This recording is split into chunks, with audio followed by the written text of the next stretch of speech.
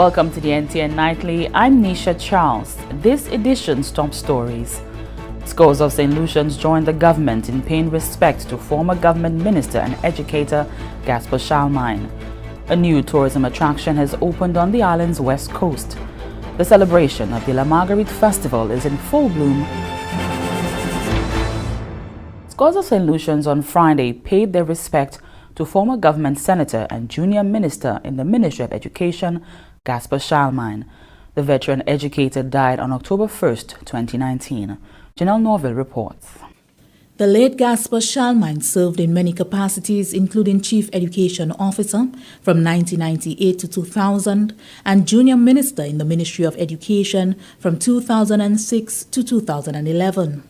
His daughter, Effia Charlemagne Norbert, described him as a man of servant leadership who was always willing to help someone in whatever way he could. He was also an organist in the Soufriere Catholic Church for approximately 60 years. His passion, according to his daughter, had always been education. He loved education. That was his passion. And throughout his life, his career spanned from teacher to principal into the Ministry of Education, and then, of course, into Junior Minister of Education. He went into politics just a few years ago and saw it as a means of helping the community of Soufriere. What I take from him, leadership, servant leadership, always helping somebody out, always being giving, always being a generous man. Son-in-law Zephrinus Churchill Norbert remembered Charlemagne as an agile statesman who embraced all aspects of life, including religion, family, and politics. He was always prepared to serve at the highest level, and he loved his family dearly, his wife, and of course his children, sisters, brothers, relatives. And one of the final words it was said to us was that, at the place where he is now, he's seeing beautiful things. So we know that he is at peace with the Lord, and that brings us tremendous comfort. So we just want to extend our sincere thanks to all supporters, family members, for the prayers and well wishes. Former Prime Minister and longtime friend Mikey Pilgrim described Charlemagne as an educator and someone very involved in the development of the youth. Pilgrim added that Charlemagne believed that an educated people was necessary for the progress of St. Lucia and was committed to ensuring that progress. Gaspard, as an educator, did well within the Ministry of Education as a teacher and as an education officer. Gaspard also felt at some point in his life he would like to become an elected member of the House of Assembly. Unfortunately, he never made it, but he was privileged to have become a senator and a minister at one stage. He served as a minister for at least 5 years, and during that time he cooperated with the government and did a fairly good job. Today I'm saddened by his death as a true friend, and I express my condolences to his family and friends. Gaspard, my friend, rest in peace. Gaspard Charlemagne was also a government senator in the St. Lucia Senate. Minister for Physical Planning and Parliamentary Representative for Soufriere, Honorable Herod Stanislas, said Charlemagne was a great counsel and provided him with immense support. We had many interactions, especially during my campaign of 2016. He came, he gave me overwhelming support on the campaign trail. He was present at a couple of meetings that we had. We had private meetings as well, and I want to thank him immensely for that support. And I am just wishing the family the very best, God's richest blessings, and I'm certainly sure that they will gain strength in knowing that their father, their brother, their uncle served Soufriere and St. Lucia with distinction. The body of the late Gaspard Charlemagne laid in repose at the House of Assembly on Friday, 18th October 2019. For the Government Information Service, I am Janelle Norville. There has been a voluntary recall of ranitidine, Zantac medicines from certain manufacturers. The Ministry of Health and Wellness wishes to alert the public about the recent recalls and also wishes to inform them of the situation locally. Alison Jean is the procurement officer within the Ministry of Health and Wellness.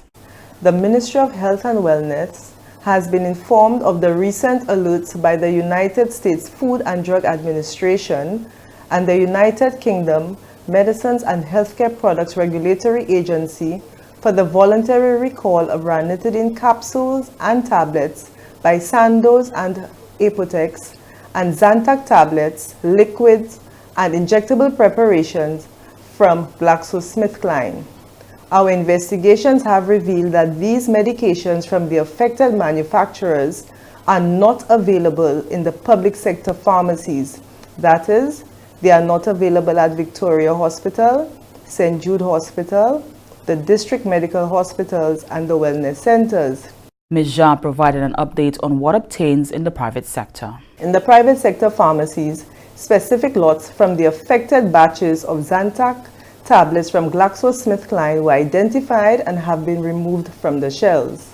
The Ministry of Health and Wellness advises that persons who are unsure whether they have the product should consult their healthcare provider. For any further inquiries and information, please contact the Drug Inspector, Ms. Astrid Mondesi at the Ministry of Health and Wellness at telephone number 468-5311.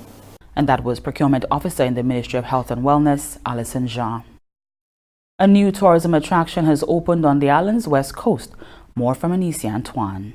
The parliamentary representative for ancillary canneries, Honorable Dominique Fede, opened the latest addition to St. Lucia's tourism product in ancillary.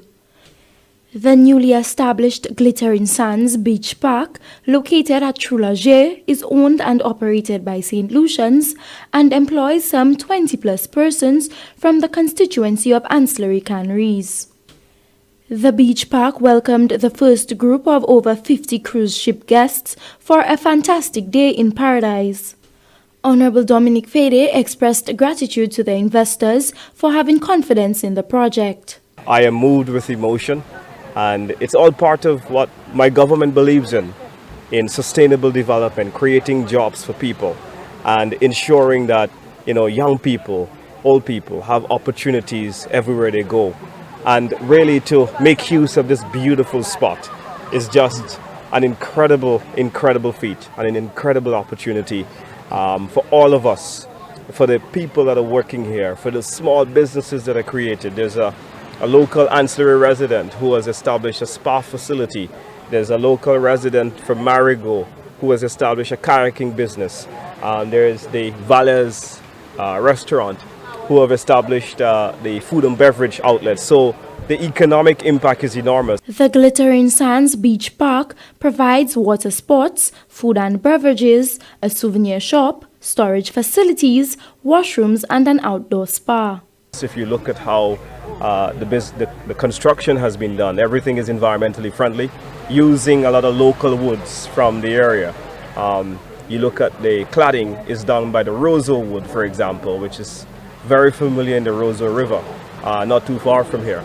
But what is being exposed is you've got a number of tours, the waterfall tours, the snorkeling, the kayaking.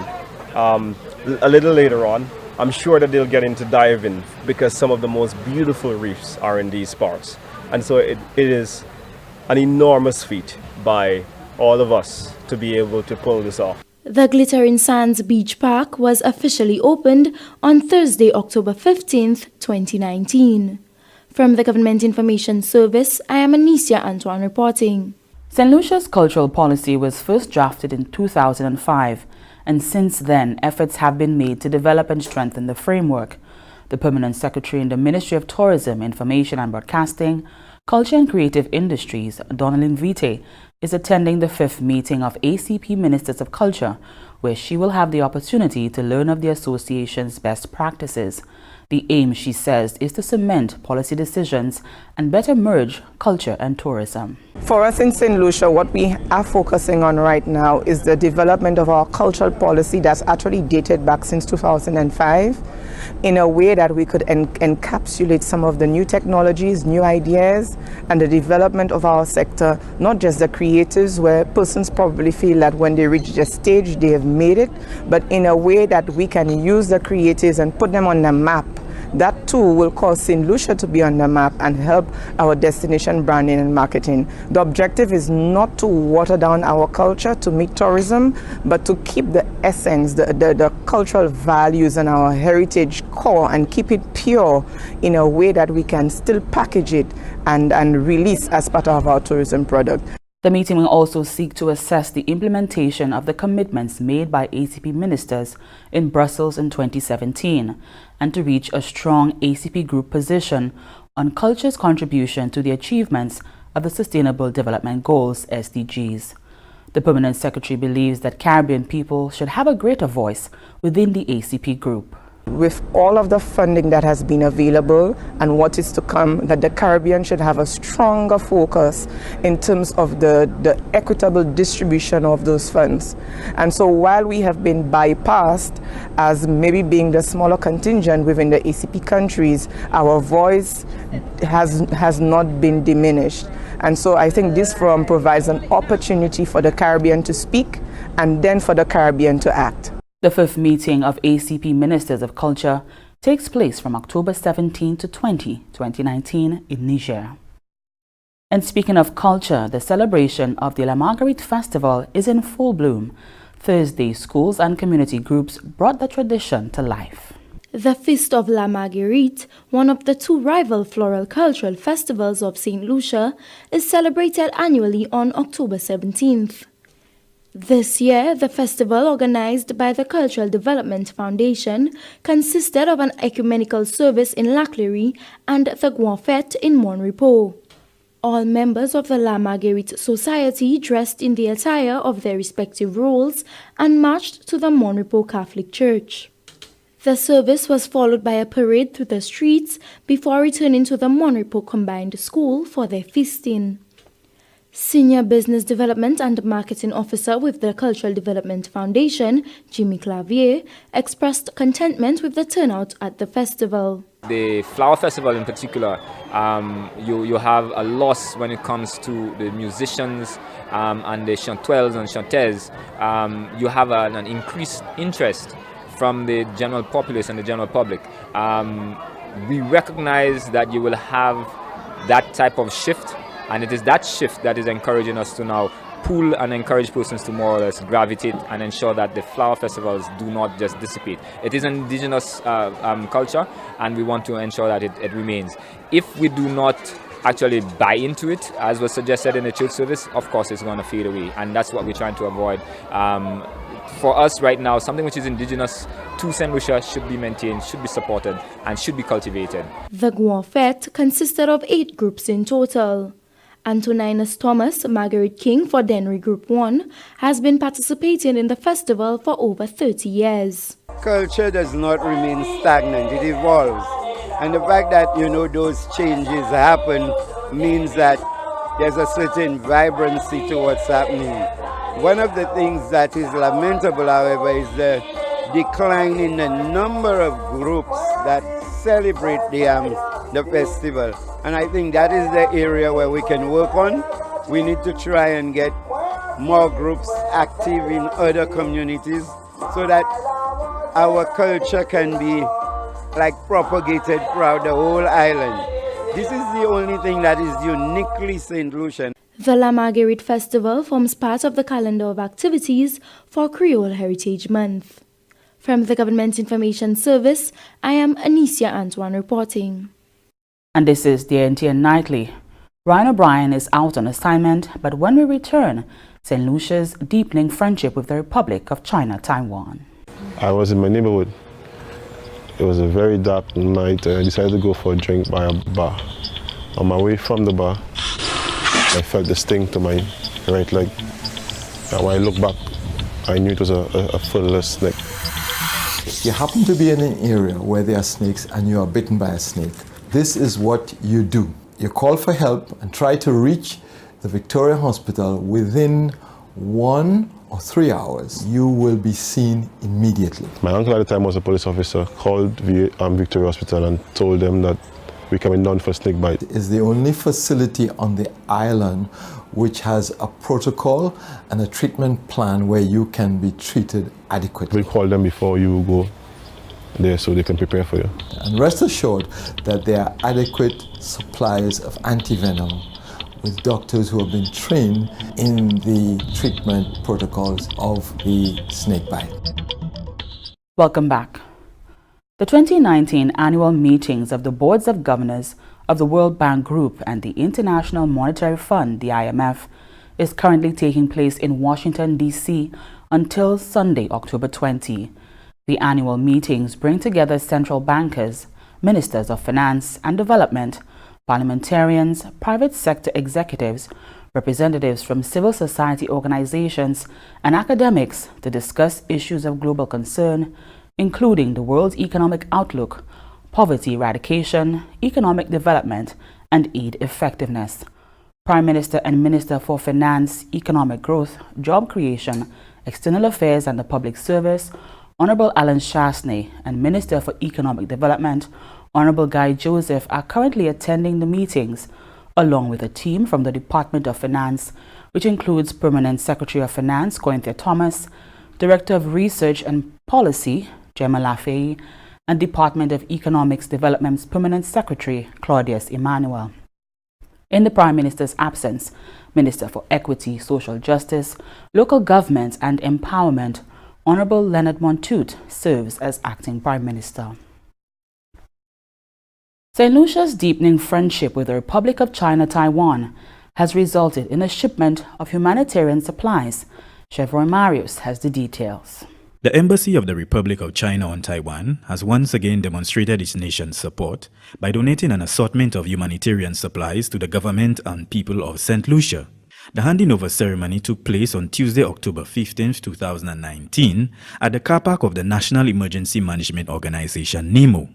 Councillor and Taiwanese representative Bill Hung expressed his government's enthusiasm in assisting the poor and vulnerable of St. Lucia. The Simply Health Foundation was formed in the year 2000 in the United States, and it is very active in 23 countries. And the foundation is dedicated to relieving poverty by providing emergency disaster relief, vocational training, and shelter and care for the homeless elderly. The foundation has cooperated with the government of Taiwan to contribute charity goods to the people of St. Lucia. Today, I'm more than happy to announce that this year, Simply Help is providing items including clothing, toys, shoes, baby supplies, and electronics, to name just a few, for those households in need. The items included shoes, kitchenware, clothes, toys, baby supplies, suitcases, and stationery. Minister for Equity, Social Justice, Local Government and Empowerment, the Honorable Leonard Montoute, expressed his gratitude to the Taiwanese government for providing the much-needed supplies. I want once again to place on record my government's appreciation for the donation, especially given the target population that it is intended for. I have every confidence, I have no doubt that as in previous years, those who are most in need and most deserving will once again receive those gifts. And I'm sure, as always, there will be much appreciation on their part. I just want to say, as government, we look forward to that kind of continued collaboration. In particular, my ministry, as you are aware, is a social ministry, and our task is mammoth, our resources limited, and any form of collaboration that comes our way, we are happy to embrace. The Simple Help Foundation has donated to the government and people of St. Lucia from 2015. Reporting from the Ministry of Equity, Social Justice, Local Government and Empowerment, I am Chevroy Marius. The Department of Infrastructure, Ports and Energy intends to undertake potholing roadworks along Bridge Street near the R.C. Boys Primary School, Marion Street, Rock Hall Bus Stand, and along the Bagatelle Road. This activity is scheduled for Sunday, 20th October 2019, between the hours of 9 a.m. to 4 p.m. The Department of Infrastructure solicits your cooperation and advises that all road users should exercise due diligence in the immediate vicinity of the work site. And stay with the NTN Nightly. Up next, Primus Hutchinson is here with the NTN Nouvelle Al Creole. If you are in receipt of an abnormally high bill, it is highly possible that you have a leak. That leak may not always be visible. Before you contact Wasco, conduct a do-it-yourself test. 1. Record your meter reading. 2. Do not use water for 30 minutes to 1 hour. 3. Take another meter reading. If the reading changes, you have a leak. Contact a plumber to identify and fix the leak at the earliest. A message brought to you by the Water and Sewage Company Incorporated, WASCO. Welcome back. We join Primus Hutchinson for the NTN Nouvelle en Créole. Messieurs, Mesdames, département qui a une responsabilité pour information en gouvernement SaintLucia, GIS, ensemble avec télévision nationale PIA NTN, qui présente Nouvelle en Créole. Présente Primus Hutchinson. Les résidents en West Paris Sud-Est Castries, qui assemblés en Caille la Paris en Besson, à 6h30, à 6h lundi au soir, pour trouver information concernant le projet pour stabiliser terrasse et canal en ces paroisses-là, qui a coûté plusieurs millions de dollars.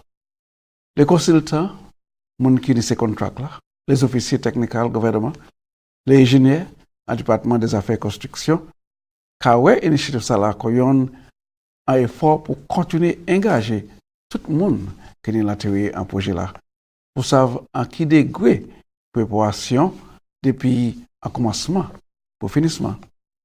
Consultation qui peut tuer ses participants à l'occasion pour discuter ces différents travaux là qui n'est pas fait à degré résilience climat et pour même parler de tout ça qui a concerné eux.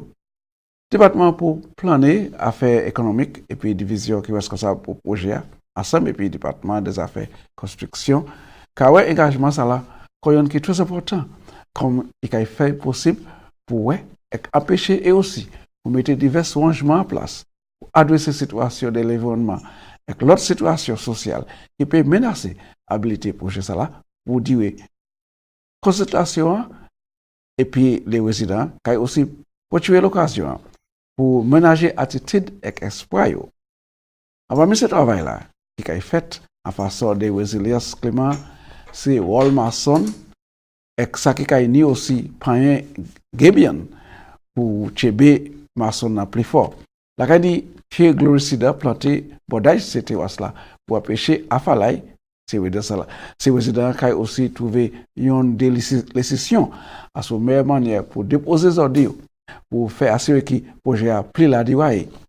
C'est comme une qui a espéré ses bénéfices pour ça là, c'est Country Village, Otsa, Bas de Chaussée, Belay, Besson, Raven Poisson, Marc, Crownlands, l'Abbaye, Gap Sarot et Derba. L'autre commune qui s'est posée trouver bénéfice pour projet à la même façon ça là, c'est Marchand, Mico North, Village d'Henry et Forestier.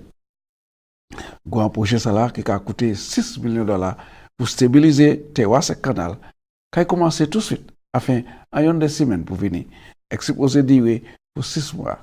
Projet a l'occasionné employement pour plusieurs résidents dans ces communes ça là. SaintLucia qui a continué à enregistrer succès en hôtel les touristes qui ont visité le pays là. Si l'autorité des affaires touristiques à SaintLucia pour 8 mois, le pays a enregistré augmentation en les étrangers qui entrent en pays là plus haut passé plus temps avant. Pour moi, SaintLucia a enregistré 36 342 touristes qui visitaient pour vacances. Et ça c'est plus haut à niveau touristes qui jamais visité le pays pour moi.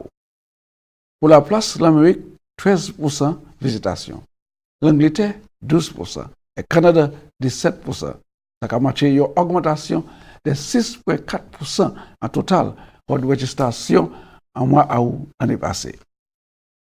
Selon le ministre qui est responsable des affaires touristiques honorable Dominique Fédé, ça a montré ces programmes-là, les WEG et diverses activités que le ministère a implémentées, j'ai entré en faveur des pratiques en région et aussi à la place internationale. Le ministre Fédé a ajouté que, comme saison Fédé a commencé, le pays a continué pour plus en plus bénéfice de ces programmes-là et la pas de pièce doute qui la place là a profité. La place là a profité. sa pièce d'autre. Si des places là, l'Amérique avec l'Angleterre qui a conduit, et puis 11% avec l'Amérique 9, sorti l'année passée pour l'année ici, date pour date. Pays Canada avec France, c'est seulement de la place là que j'ai réduit à sa place pour ces 8 mois à l'année passée. Pays SaintLucia, trouvé l'occasion pour expérimenter l'opération qui doit avancer devant une conférence des associations les docteurs qui a performé l'opération réunis pour flanger la chair mon conférence. C'est docteur Salah, ensemble puis association les professions docteurs SaintLucia qui était précourt les 27 ou les 28 septembre.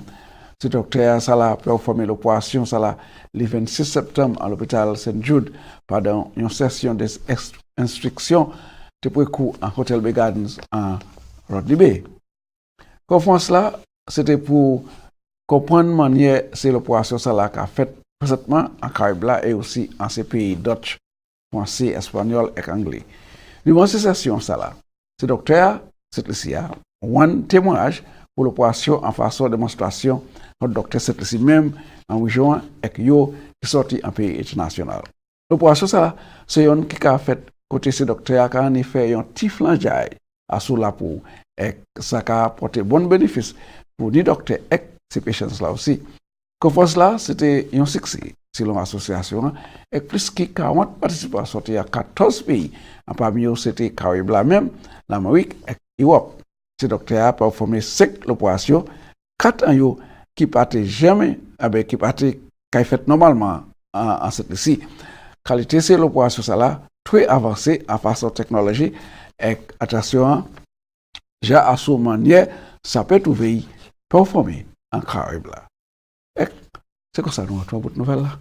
On a monsieur temps pour garder d'abord une invitation pour je ne puis moi encore si Dieu conserve la vie on a pour surtout l'autre nouvelle en créole. Je souhaite tout le monde un bon finissement de semaine.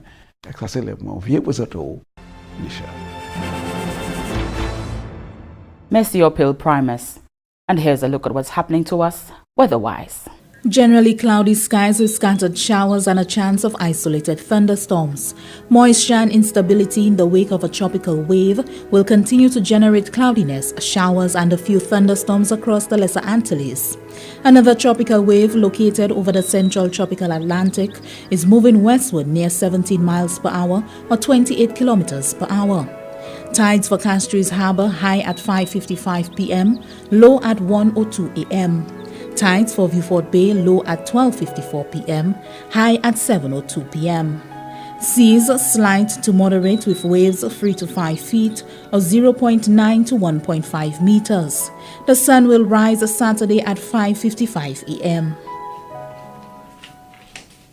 And that brings us to the end of the NTN Nightly. Join us next time at 7 p.m. with a repeat at 7 a.m. You can also catch up with us anytime on the SaintLucia Government Facebook page or YouTube channel. I'm Nisha Charles.